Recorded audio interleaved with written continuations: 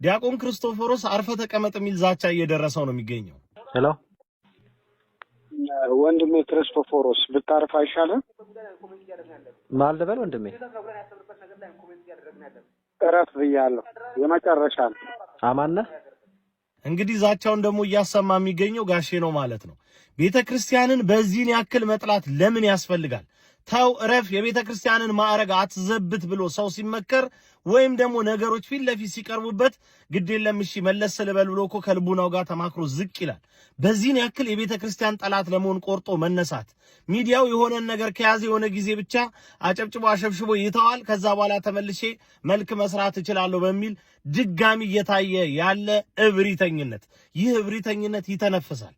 አሁንም ቢሆን በቅድስት ቤተ ክርስቲያንና በክብሯ በማዕረጓ ማንም ቆሞ ሲሸና ማንም ሲያላግጥባት አንመለከትም።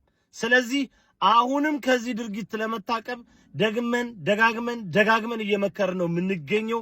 የቤተ ክርስቲያን ማዕረግ መዘበቻ አይሆንም። ቃል ለምድር ለሰማይ ይህንን ነገር እስከ ጥግ እንሄድበታለን። ቀጣ ደወለ። ሄሎ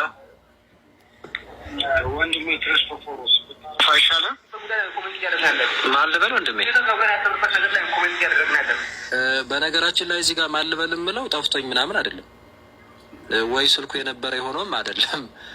የእኔ ስልክም እንግዲህ የሰጡት አካላት ሰጥተውታል። ኦኬ ምንም ችግር የለውም እንተዋወቃለንም።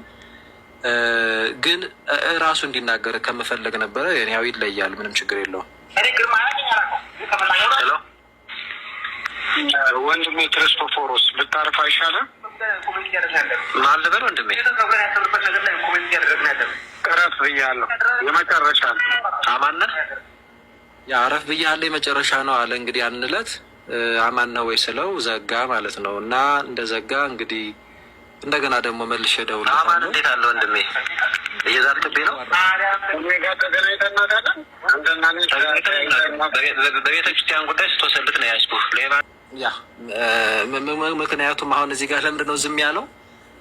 በአንድ በኩል ነቄ ለመሆን ይሞክራል፣ በአንድ በኩል ደግሞ ሞኝ ነው እና ሪከርድ ሊደረግ እንደሚችል ስለገባው ይሄ መጨረሻ ነው፣ በአካልም ተገናኝተን አናውቅም፣ እንደዚህም አይደለም እንደዛ፣ ስለዛ ብታርፍ ይሻልሃል ነው ያለው። እና እኔ ደግሞ አይ እኔ እንደው ይቅርታ አድርግልኝና ለሌባና ለወንበዴ በቤተክርስቲያን ጉዳይ መጥተውብኝ ምንም አይነት ዛቻና መስፈራሪያ የሚያቆመኝ አይነት ሰው አይደለሁም አይነት የሚል ምላሽ ነበር የሰጠሁት በወቅቱና እንግዲህ እሱ የፈለገውን አይነት አካሄድ ይሄድ፣ ምንም ችግር የለውም። ቤተክርስቲያን ግን እውነት ለመናገር ታሳዝናለች። አባት እንደሌላት ልጆችም እንደሌሏት በዚህ ልክ የጴንጤ ክፋቱ ኦርቶዶክስን ለማጣጣል የአማራ እምነት ብሎ ስላሰበ ማርያም ወልዳለች ብሎ መጣ። ደግሞ እኮ ማርያም ወልዳለች እያለ ቅድስት ድንግል ማርያም ወልዳለች እያለ ነው የሚናገረው። ቅድስት ድንግል ማርያም አግብታለች እያለ ነው የሚናገረውን እንኳን ጴንጤ አያውቅም። ሲናገር ማርያም አግብታለች ቢል እኮ ጥሩ ነው። ማርያም ወልዳለች ቢል ጥሩ ነው። ድንግል ማርያም ባላላት ይላል። ድንግል ብሎ እየጠራ ባላላት ይላል። ድንግል ብሎ እየጠራ ወልዳለች ሌላ ልጅ ይላል። አይኑን አፍጦ ጥርሱን አግጦ አንዳንዶቹ እዚህ ማህበራዊ ሚዲያ ላይ ገንዘብ እስከ መክፈል ድረስ ነው የሚደርሰው ይባላል። እና እንግዲህ በአትሊስት የምንሰማውን ጭምጭምታ ነው። መሬት ላይም ባለው እንዲህ አይነት አካሄዶች እንዳሉ ይሰማል ዞሮ ዞሮ። እና በዚህ ልክ እንግዲህ እየሄደ ያለ ሰው በጊዜ ባክህን ተመለስ፣ አሁንም ወደ ራስህ ተመለስ። በዛም በዚህም የሰበሰብከው ገንዘብ እንትን አይልህም፣ ዝናውም የትም በቃ እንዲሁ ይቀራል። የበደልካትን እህት ካሳት፣ የበደልካትን ቤተክርስቲያን ካሳት ከመቼውም ጊዜ በላይ ደግሞ እና ወደ ቀልብ ተመለስ፣ ንስሐ ግባ። ዲያቆን አይደለህም? አስቀምጥ፣ የምታደርገውን ነገር አስቀምጥ። ትክክል አይደለም። በቤተክርስቲያን መሸቀሉ ይብቃ ከዚህ በኋላ። በቃ ምንድነው ውስጥ የጎደለብህ ነገር ምንድነው? እሱም ይናገራል። በነገራችን ላይ ምንድነው የጎደለብህ ነገር? ምንድነው ያጣኸው? ሁሉንም ነገር ቤተክርስቲያን ሰጥታለች። እረፍ ነው ያለው አይደል? ከዚህ የተለየ ነገር ብለነዋል። እና ቤተክርስቲያንን ግን በአደባባይ ለምን በዚህ ልክ በያማንያን ዘንድ ሳይቀር እንድትሰደብ ለምን አደረካት ነው ያለው። እንደዛ እኮ ነው ያለው። እና ንስሐ ግባ እባክህን። እና በአደባባይ ነው ይህንን ጉዳይ ያደረከው። በአደባባይ ናና ማጥራት ያለብህን ነገር አጥራ ነው ያልነው። ዛሬም እያልን ያለነው በዚህ አጋጣሚ ከስርም እየሰማ ነው። ብዙ አካውንት ነው ያለውና በዋናው አካውንት ባታዩት በሌሎች አካውንቶች ገብቶ ይሰማል። አሁንም ቢሆን መምጣት ነው የሚያዋጣው ወንድም አለ እንጂ የሆነ ጊዜ ገሌላ የሆነ ጊዜ ለከዛዛቻ ከዛ ምንም አታመጣም። ምንም ነው የምልህ ምንም አይ ነገር በእግዚአብሔር እንኳን የምታምን አይመስለኝም። እኔ ስገባበት ይሄንን አምኜ ነው። በእግዚአብሔር ደግሞ የማያምን ሰው ምን ሊያደርግ እንደሚችል አንተን በማየት እኮ መማር ይቻላል። እዛ የምታደርገውን በሙሉ ድራማ ማለት ነው። በነገራችን ላይ እግዚአብሔር መንፈስ ቅዱስ የተለያቸው ሰዎች እንዲህ ነው የሚያደርጉት። ለእናንተ ዲያቆን ናቸው፣ ግን ሰይጣን ናቸው። ሪሊ ሰይጣን ናቸው ማለት ግብራቸው ነው የምላቸው። ለእናንተ እንደዚህ የሚያገለድሙ መጋቢ ሐዲስ ምናምን ናቸው። ሪሊ ግን ህይወታቸው ግን በቃ ሌላ ነው ማለት ነው። ስለዚህ ድብና አድርጌ ነው የማውቀው፣ ድብና አድርጌ ነው የምረዳ። እንዴ ምን ሆነ ነው ሞኝ ይመስላለሁ እንዴ? እና በዚህ ልክ ቤተክርስቲያን የተዳፈረ ሰው እኔንም አንዱን ግለሰብ ምን ይሄ እኮ ምን ሳላቅበት የገባውበት መንፈሳዊ ትግል የለም። እና በዚህ ልክ ነው አሁንም እየሄደ ደግሞ አንዳንዶቻችሁ ደግሞ እያጨበጨባችሁለት ምናልባት ጉዳዩን ደግሞ ባለመረዳት እንደው ችግር የለውም እኮ እኛ ይቅርታ አድርገንልሃል እንደው በቃ ችግር እያላችሁም የምንመለከተው እና ጀግናው የማይሰበረው ምናምን እያላችሁ ማለት ነው። ቤተክርስቲያን ላይ ያላገጠ እስቲል አሁን እዚህ ጋር ፎቶ ላይ የምትመለከቱት ምናልባት በቅርብ ለመጣችሁ ይሄ አለባበስ ምን የሚሉት አለባበስ ነው? እንዲህ ያለ ካባ፣ እንዲህ ያለ ሻሽ፣ እንደውም ወረቆብም ሳይሆን አይቀርም እያሉኝ ነው ወንድመቶቼ። እኔ እንግዲህ ዝቅ አድርጌው ሻሽ አድርጌዋለሁ። እዛ ልብሰ ተክህኖ ከነ መጾር መስቀሉ የምን የዲያቆናት ግን ዲያቆን ነው ወይ? አይደለም።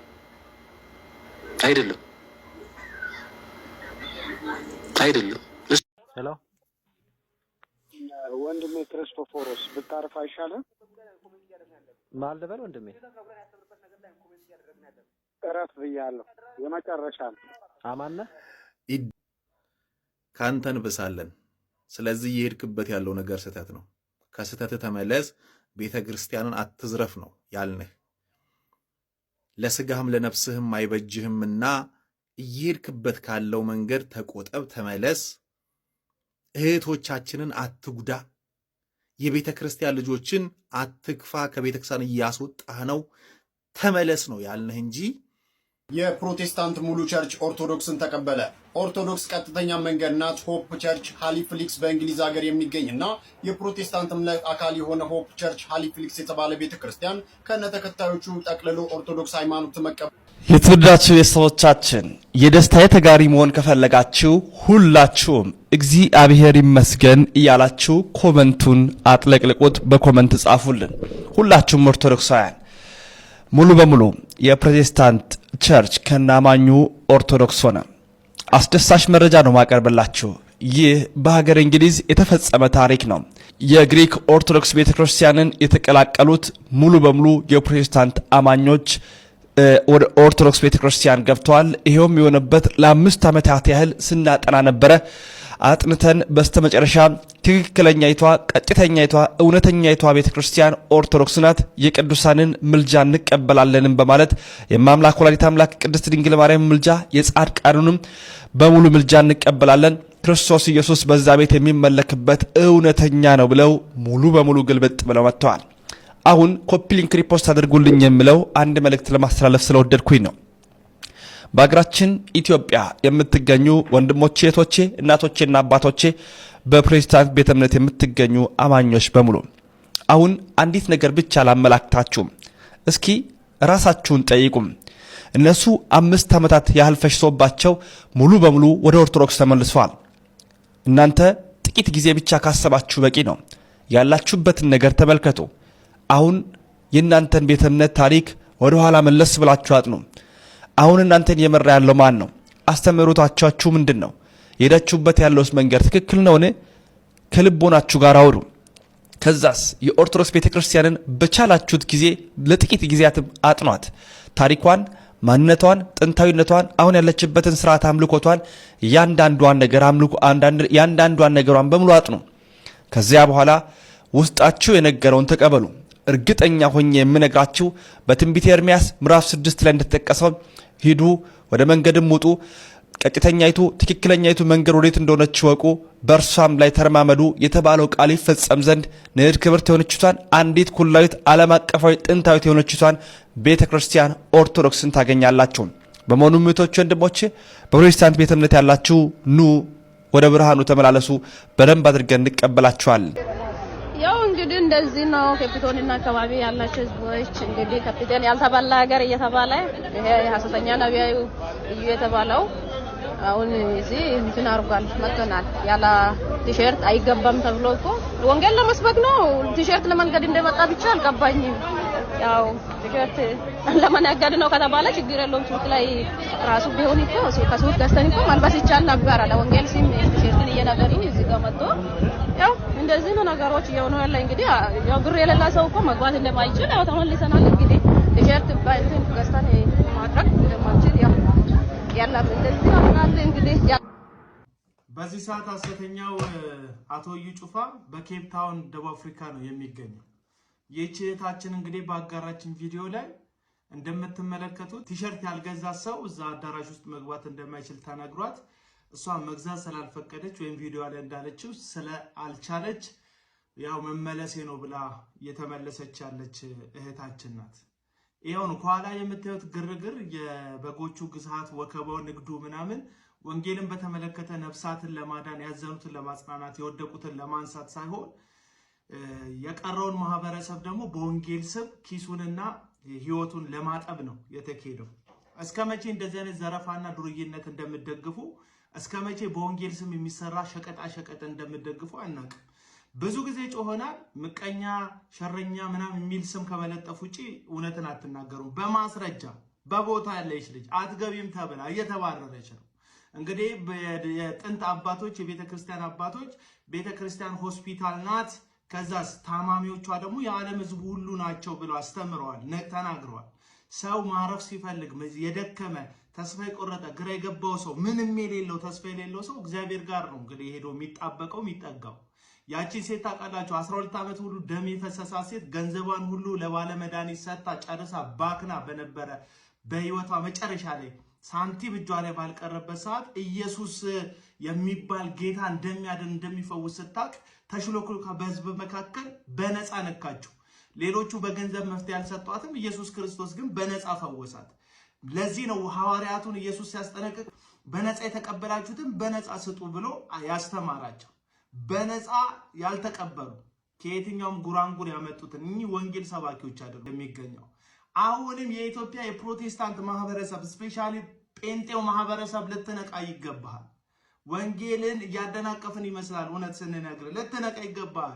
ዞር በሉ ልትላቸው ይገባል። እርሶንማ እንወዶታለን፣ እርሶንማ እናከብሮታለን። ቅድስት ቤተክርስቲያን የዛሬ 3 ዓመት ጥቁርና ማቅ በለበሰች ሰዓት ኦርቶዶክሲያን ባለማተቦችን ወጣቶችን ከጎናችን ሆናችሁ አይዟችሁ በርቱ ልጆቼ ከናንተ በፊት እኔን ስትሉ የነበሩ አባቶች እንደሆናችሁ እናቃለን፣ እንገነዘባለን፣ እንወዳችኋለን፣ እናከብራችኋለን። ነገር ግን አሉ እቺን ቦታ ተለሳልሰው ይዞ ኦርቶዶክሲያን ባለማተቦች በሚፈጠርባቸው ችግር በሙሉ ከጎናቸው ሆነን ቅድስት ቤተክርስቲያን ስታዝን እናዝናለን፣ ስትከፋ እንከፋለን፣ ስንደሰት እንደሰታለን ብለው እቺን ቦታ ይዘው ነበር። ነገር ግን አሁን ላይ ኦርቶዶክሲያን ባለማተቦች ሲጨቆኑ፣ ኦርቶዶክሲያን ባለማተቦች ሲገፈተሩ፣ ቅድስት ድንግል ማርያም ላይ በክብሯ ሲመጡ ዞር ብለው ያላዩ በራሳቸው ክብር ሲመጡ ግን በ3 ሰዓት ልዩነት ውስጥ ይሄው መግለጫ ሰጥተው አርፈውታል። ወደ ኋላ ልመልሳችሁ አልፈልግም። ነገር ግን ቅድስት ቤተክርስቲያን እንደነኛ አይነት ደጋጋ አባቶች እንደነኛ አይነት ወታደር ሆኑ አባቶች ናቸው የሚያስፈልጓቸው። ለጥቅምና ለዘራቸው ለብሔራቸው ስለሚነዱት መኪና፣ ስለሚመገቡት ምግብ፣ ስለሚለብሱት ልብስ የሚያስቡ አባቶች ቅድስት ቤተክርስቲያን ባሁን ሳለ አፈልግም። ኦርቶዶክሲያን ባለማተቦችን እንደረኛ ሆኖ ከፊት የሚመራ በጎቹን ከፊት ሆኖ የሚመራ ወታደር ጠንካራ የሆነ አባት ነው የሚያስፈልጋት። ከናንተ ክብር የወላዲተ አምላክ ክብር ይበልጣል። እናንተን ቅድስት ድንግል ማርያም ትፋረዳችሁ። በመግለጫ ልታስተባብሉን በመግለጫ ልታስረሱን አትችሉም። ምክንያቱም እናታችን ቅድስት ድንግል ማርያም የአምላክ እናት የሆነችው እመቤታችን ነች። ስሏ የተቀደደው እዚች ልጅ ላይ መያዟ መልካም ሆኖ ሳለ ፍርድ ተሰጥቶ መቀጣጫ እስካልሆነችልን ድረስ በፍጹም ቢሆን አጀንዳችንን አንቀይርም። ተመልከቱ፣ በኦርቶዶክስ ቤተክርስቲያን ባለ 3 ነው ባለ 4 አይን የሚባል። እንዴት ናችሁ ውዶቼ? እኔ ደህና ነኝ። የቆጡን አወርድ ብላ የብብቷን ጣለች አሉ አባነታቻለሁ ብሎ የመጽሐፍ ቅዱስን ትክክለኝነትና ታቦተ ሕጉን ኢቭን እንዴት መያዝ እንዳለበት መጽሐፍ ቅዱስ ላይ እንዳለ መሰከረ። አጋምቦስ ነው አጋቦስ ይባሰው። ለማንኛውም ውዶቼ ትንሽ ነገር ልናገር መጣ። ቪዲዮዎች ቫይራል ስለማይወጡ ቀና ልብ ያላችሁ ሼር፣ ኮፒ ሊንክ እና ሪፖስት እንድታደርጉልኝ በተለይ እንደዚህ አስተማሪ ነን ብለው በቤተክርስቲያን ላይ ለሚዋሹ በታቦተ ሕጉ ላይ ለሚዋሹ ሰዎች እንዲደርስልኝ ይፈልጋለሁ ለነሱ ተማሪዎች። እናማ የታቦተ ሕጉ ኢቭን አያያዝ እንኳን እንዳለው መጽሐፍ ቅዱሳዊ እንደሆነ መሰከረ የኦሪቱ። በአዲስ ኪዳኑ ደግሞ ዘመናዊ ሆኖ ተሰርቶ የኢትዮጵያ ኦርቶዶክስ ቤተክርስቲያን ያንን ስርዓት እንደምታራምድም መሰከረ። ዋው! ምስክርነት በራስ አንደበት ሲሆን እንዴት ይጣፍጣል! እኔ እንደው ጥያቄ ላንተ ይሄን ሁሉ እያመንክ ይሄን ሁሉ እውነት ውስጥህ እንዳለ እያወቅ መጽሐፍ ቅዱስን ለማጣመም ፈለክ? ፕላስ ደግሞ ለምትማሩ አጠገቡ ጀግና የጌታ ሰው ለምትሉ ሰዎች እንደዚህ አይነት ነገሮችን ሲናገር ጆሮአችሁ አይሰማም? ማለት እውነት ሲመሰከር ጆሮአችሁ አይሰማም? እንዲህም አለ እንዴ ብላችሁ መጽሐፍ ቅዱስን እንድታነቡና እንድታውቁ ያደርጋችሁም? እሱም ብቻ አይደለም ሌሎቻቸው በስህተት የሚናገሯቸው ነገሮች ስላሉ እግዚአብሔር ግን ስራ እየሰራ እንደሆነ እኔ ተመልክቻለሁ። ለማንኛውም እግዚአብሔር ኃያል አምላክ ነው። ታቦተ ሕጉ በኢትዮጵያ ኦርቶዶክስ ቤተክርስቲያን መሰዊያ እንደሆነም ተናገረ። ኦፍ ኮርስ እኛም ያለው ይሄንን ነው። እናመሰግናለን አጋቦስ። ለዛም ነው የመስቀሉ ስር ስጦታዬ ኪዳነ ምሕረት እናቴ የምንለው። ብዙ ዓመት ሊፈጅ ይችላል እንጂ እውነት ተቀብራ ቀረ። ንግሥት እሌኒም በዛሬዋ ቀን ሰቃልያነ ክርስቶስ ማለትም የክርስቶስ ሰቃዮች መስቀሉን ከቀበሩበት ከ300 ዓመት በኋላ ሳታገኘው በፊት በጎልጎታ እያለ ብዙ ሕዝብ ከያቅጣጫው መስቀሉን ለማየትና ፈውስን ለማግኘት ይጎርፉ ነበር። ከደዌም ከበሽታም በተአምረ መስቀሉ ይፈወሱ ነበር። ታዲያ እመቤታችንም ቅድስት ድንግል ማርያም በመስቀሉ ስር ጠዋትና ማታ ትጸልይ ነበር። ታዲያ በዛሬዋ ዕለትም እመቤታችን ቅድስት ድንግል ማርያም ከልጇ ከወዳጇ ከጌታችን ከመድኃኒታችን ከኢየሱስ ክርስቶስ የምሕረትን ቃል ኪዳን የተቀበለችበት ቀን ነው። ለዛም ነው የመስቀሉ ስር ስጦታዬ ኪዳነ ምሕረት እናቴ የምንለው። የዶኪማስን ጓዳ ጎዶሎ እየሞላች እመቤታችን የእኛንም የልባችንን መሻት ትፈጽምልን ዘንድ ምልጃዋ አማላጅነቷና በረከቷ አይለየን። የመስቀሉ ስር ስጦታዬ ሀገራችንና ሕዝቦቿን ሰላም ታርግልን። ተቀብሮም እንደተገኘው መስቀሉ የፈጣሪያችን ምሕረት ይገኝ ዘንድ አማላሽ ትሁነን። ታዲያ እንደኛ ዓመታዊ ክብረ በዓልን ብቻ ሳይጠብቁ ሙሉ ሕይወታቸውን ለፈጣሪ ሰውተው ዘወትር ለእኛና ለሀገራችን የልጇን ምሕረት እንድታሰጠን ዘንድ የሚማልዱ ኪዳነ ምሕረት እኛን አይተሽ ለአስራት ሀገርሽ ምሕረት አስገኝልን የሚሉትን ገዳማውያን እናትና አባቶቻችንን በዛሬው ቀን አለው እንበላቸው። እናም በዚህች ዓለም ስንኖር ስጋዊ ስሜታችንን ብቻ ለማሳካት የምናደርገው ሩጫ ነፍሳችንን ይበድላታል። ዓለማዊ ሕይወታችንን ለማድመቅና ስጋዊ መደላደላችንን ለማግኘት ስንተጋ ለነፍሳችን መያዝ ያለብንን ስንቅ እንረሳለን። እናም ደግነት በዛሬው ዕለት በዚህ በዓል እንስራ። እናም በዚህ ዕለት በሙታን ሳማር ቅዱስ ሚካኤል የሚገኙ እናትና አባቶቻችን አጠገብ በመሆን እነሱን በመደገፍ ያለባቸውን ችግር ለመቅረፍ በሚደረጉ ስራዎች ላይ በመሳተፍ ለነፍሳችን ስንቅ የስድብ መለማመጃ አድርገዋት ቤተ ክርስቲያኒቱን ስም ሲሰጧት እናያለን። ድፍረት ደግሞ በእመቤታችን ላይ ይሄ እየበዛ ሄዷል። አለማወቅ፣ አለመረዳት። ማን ነው ከናንተ ውስጥ አንድ ጓደኛችሁ ወላጅ እናትን አጣሎ ፎቶዋን መቅደድ አይደለም ማጨማደድ አይደለም ስም አጠራሯን ዝቅ አድርጎ ቢጠራ የሚታገስ ማን ነው? እሱ ካለ ልጅነቱ ያጠራጠራል። ማልድም ታማልዳለች ውስጥ ማን ነው ግባ ያለ ሰዎች ጋር ማን የሰጣችሁ ይሄን አገልግሎት? ከማያምኑ ጋር እየሄድክ አትላተም እየሄድክ አታማልድም። ማን ያለ? እኔ አላገኘውም እስከዛሬ። አታማልድም ታማልዳለች ውስጥ ማን ነው ግባ ያለ? እኔ የትም መጠጋት ትፈልጋለህ ቢሉ የሮጥኩ መጠጋት እንፈልገው ከድንግል ማርያም እቅፍ ነው። ሁላችሁም ኮሜንት ላይ ማርያም መሸሸጊያዬ እያላችሁ 5 ጊዜ ደግሞ ኮፒ ሊንክ እያደረጋችሁ ስሟን ሲጠሩትና ሲሰሙት ሐሴት ለሚያደርጉ ለምዬ ኦርቶዶክስ ልጆች አድርሱልኝ ማርያም። ምክንያቱም እሷ ማትደፈር ከተማ ነው። ወንበዴ አይነጥቀኝ፣ አውሬ አይነካኝ፣ ዝናብ ይመታኛል አልን፣ ፀሐይ ይመጣ ያቃጥለኛል አልን። የሰላም ከተማ ምቹ ሀገር እመቤታችን ናት። ለሰውም ለእግዚአብሔርም የበቃሽ ከተማ እመቤታችን ናት። ላመነ ምልጃዋን ማርነቷን ቀምሶ ለሚያውቀው እቅፏን እንኳንስ ፈተና እንኳንስ መቸገር፣ እንኳንስ ስደቱ፣ እንኳንስ ድህነት ሊያስፈራው አይችልም ፍጹም መላከ ሞት። ምክንያቱም እናት ሆና ድንግል፣ ድንግል ሆና እናት አምላኳን ልጅ አርጋ በቅፎ የያዘችው የሞትን ገዳይ ነው የፍጥረታት ጌታን አቅፋ ያሳደገችው። ስለዚህ እንኳንስ ፈተና ሞት እንኳን ቢመጣ ነፍሴን ለመቀማት ይዞ የጦር መውጊያ ሕይወትን ሸልሞ ከሞት የሚያስመልጥ እንደ ማርያም ያለ የለም መሸሸጊያ ማርያም። አማለርኩ ብሎ ቢልም አማላጅ አይደለም የሚሉ ሰዎች ስላንተ ካንተ በላይ እኛንም እናቅልህ ብለው የሚሉ ናቸው። ኦኬ እሺ፣ መጽሐፍ ቅዱስ ላይ የሞተው ይልቁንም ከሙታን የተነሳው በእግዚአብሔር ቀኝ ያለው ደግሞም ስለኛ የሚማልደው ክርስቶስ ኢየሱስ ነው እያለ እኛ ግን ጌታችን መድኃኒታችን ኢየሱስ ክርስቶስ አይማልድም ለምን እንላለን? ይህ ቪዲዮ ምናልባት አንድ ሰው ሊጠቅም ስለሚችል ፎሎ አድርጋችሁ ላይክ፣ ሼር ማድረግ እንዳትረሱ።